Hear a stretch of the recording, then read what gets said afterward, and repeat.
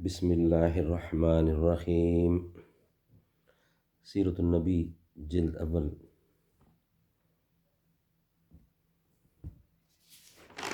اردو زبان میں سرور عالم صلی اللہ علیہ وسلم کی سیرت پر جامع ترین کتاب سیرت النبی صلی اللہ علیہ وسلم، علامہ شبلی نعمانی رحمۃ اللہ، علامہ سید سلیمان ندوی رحمۃ اللہ، جلد اول۔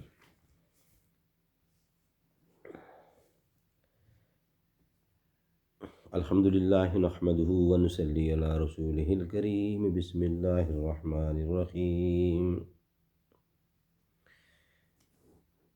دیباچہ تبا چہارم سیرت النبی صلی اللہ علیہ وسلم، جلد اول، صفحہ نمبر 13۔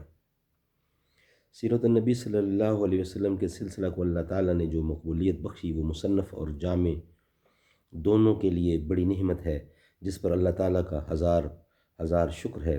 نومبر 1914 میں مصنف کی وفات کے بعد جب سیرت کا مسودہ مصنف کی وصیت کے مطابق اس ہیچمدان کے ہاتھ آیا تو اس عقیدت کی بنا پر جو ایک شاگرد کو اپنے استاد سے ہونی چاہیے، استاد کے مسودہ پر انگلی رکھتے ہوئے بھی ڈر معلوم ہوتا تھا۔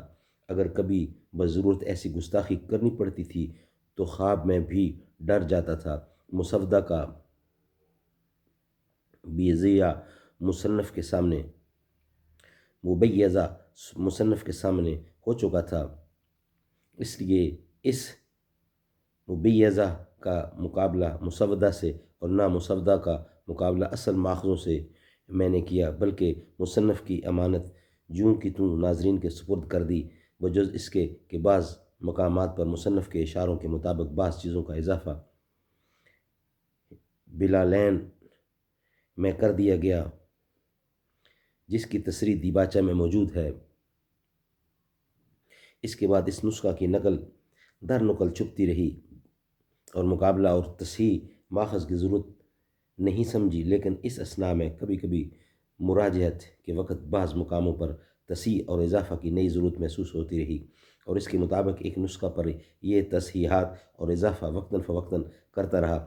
اس دفعہ جب نئے نسخہ کے چھپنے کی ضرورت ہوئی تو خیال آیا کہ اس کتاب کے مسودہ کو اصل ماخذوں سے ملا کر دیکھا جائے اور مقابلہ اور مطابقت کی جائے۔ یہ بڑا مشکل کام تھا۔ 20 کتابوں کو پھر سے دیکھنا اور ہزاروں صفحوں کو الٹنا، متعدد مختلف روایتوں کو پرکھنا اور ضرورت کے مقابلہ پر اور مقام پر حاشیہ لکھنا اور خود ایک مستقل تصنیف کے برابر محنت تھی۔ مجھے یہ لکھنے میں بڑی خوشی ہے کہ لائق عزیز مولانا محمد ادریس صاحب نگرانی ندوی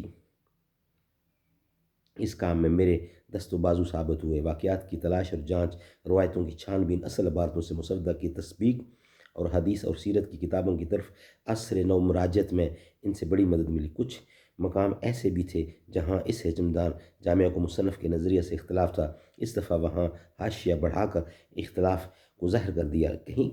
کہیں کسی واقعہ کے اجمال کی تفصیل یا دفع شبہ کی ضرورت تھی، وہاں اس ضرورت کو پورا کیا گیا۔ بعض مسامحات پر تنبیہ مناسب تھی، وہ کی گئی۔ کہیں فروتر ماخذ کا حوالہ تھا اور اثناء مطالعہ میں اس سے بالا تر ماخذ ملا تو اس کا حوالہ دے دیا گیا۔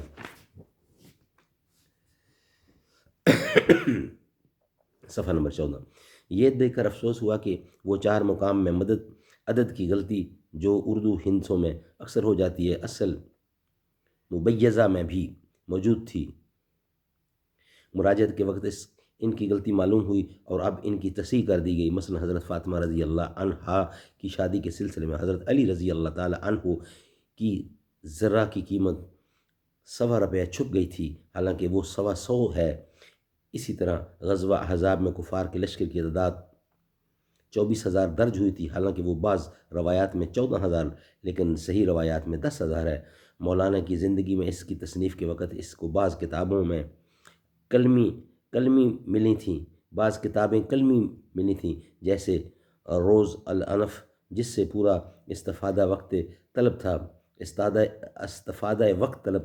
اب وہ چھپ گئی ہے۔ بعض کتابوں کی ان کو تلاش ہی رہی مگر ان کو مل نہ سکی، جیسے کتابیں البدایہ والنہایہ ابن کثیر مصنف سے۔ اکثر حسرت کے ساتھ سنا کہ افسوس تاریخ ابن کثیر نہیں ملتی، وہ مل جاتی تو ساری مشکلیں حل ہو جاتی. اللہ تعالیٰ کا شکر ہے کہ اب وہ چھپ کر عام ہو گئی ہے. مستدرک حاکم اس وقت تک ناپید تھی، اب تباہ ہو کر گھر گھر پھیل گئی ہے. غرض ان کتابوں کے ہاتھ آ جانے سے بہت سے نئے معلومات بڑھ گئے، چنانچہ اس نسخہ کی تزیع و اضافہ میں ان سے کام لیا گیا. صدق اللہ العلی العظیم و صدق رسولہ النبی الکریم. اس کا بقیہ حصہ انشاءاللہ نیکسٹ وی لاگ میں بیان کیا جائے گا. صدق اللہ العلی العظیم.